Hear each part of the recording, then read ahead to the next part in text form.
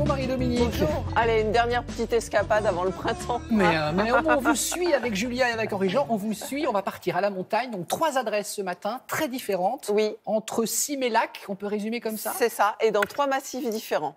Alors la première adresse, elle est au-dessus du lac Léman. Elle est dans le département de l'Ain, entre la petite ville de Gex et le col de la Faucille. Ce sont les montagnes du Jura qui contemplent les Alpes avec pleine vue sur le Mont Blanc. Enfin, quand il fait beau, parce que nous, on n'a pas eu de chance ce jour-là. Mais ça nous a on pas vous croit empêché, sur parole, on voit le Mont Blanc quand il fait beau. De savourer ce petit hôtel séculaire. Ensuite, eh bien, direction Annecy, le lac incontournable pour les Français à la montagne. Et là, c'est un petit boutique-hôtel avec plein d'idées déco à puiser qui m'a franchement enchantée. Et enfin, dernière adresse, elle est située dans les Vosges, au-dessus de Gérardmer, vous savez, où il y a le festival du film fantastique depuis quelques années, pas mal d'années maintenant. Et là, c'est une petite maison d'hôtes qui s'appelle les Roches-Pêtres. C'est bizarre comme nom, non? Mais explication.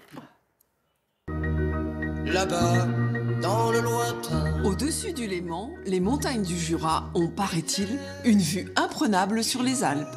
À quelques minutes de la petite station du col de la Faucille, la Ménaz vous tend les bras. La Ménaz signifie le creux de la main, parce qu'à l'époque, les écureuils venaient manger dans le creux de la main des personnes qui étaient ici. Donc on suppose qu'en 1800, l'établissement était la maison de médecins genevois. Il y avait du passage dans la région dû aux mines de fer. Donc les anciens propriétaires avaient mis en place des tables d'hôtes.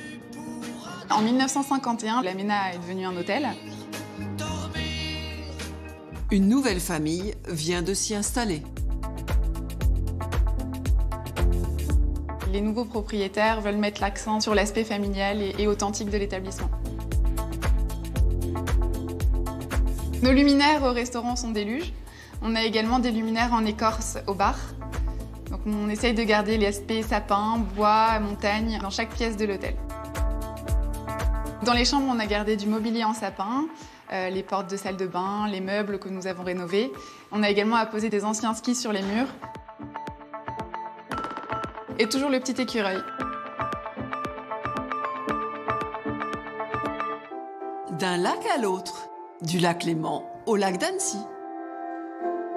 1 an de travaux intensifs ont été nécessaires pour la création de ce boutique-hôtel imaginé par 2 cerveaux bouillonnants d'idées. Cette maison date de 1850. Elle appartenait au maître de la chocolaterie, qui était juste à côté, et les sœurs du couvent Saint-Joseph l'ont reprise pour accueillir des enfants abandonnés. Nous, on a repris la définition même du boutique-hôtel, c'est-à-dire un petit hôtel d'une dizaine de chambres dans une maison remarquable, et l'ensemble des mobiliers est à la vente.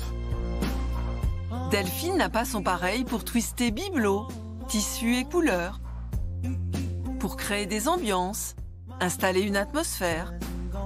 À chaque chambre son thème et plein d'idées déco à piquer. Une chambre qui ressemble à une classe d'école pour rappeler aussi l'histoire et l'origine de cette maison.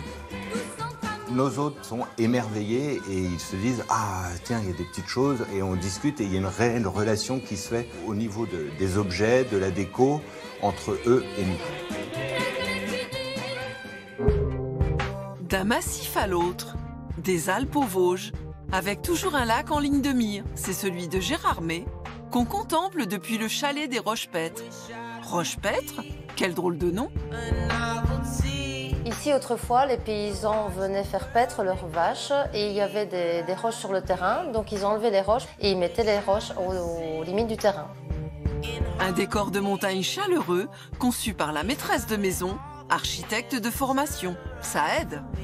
On a commencé à construire en 2012. C'est un chalet tout en bois, avec un extérieur en mélèze et un chalet basse consommation. Nous ne sommes pas vosgiens, nous sommes belges. On a décidé de changer de vie et de tout vendre pour venir nous installer ici dans les Vosges. On aime bien chiner, donc on allait dans les brocantes. C'est pour ça que vous retrouvez des rabots, des rifles pour ramasser les brimbelles. C'est chouette parce que c'est à taille humaine, on sent qu'il y a une âme dans ces endroits. Vous avez que des styles différents en plus. Exactement, et on n'est pas loin du ski. Non, alors on n'est pas en station, on est un petit peu à l'écart. Eh ben, les prix sont nettement plus abordables, évidemment. Eh ben voilà. Voilà. Bien évidemment, vous retrouvez toutes ces adresses sur notre site internet. Bien sûr. Merci beaucoup, Marie-Do.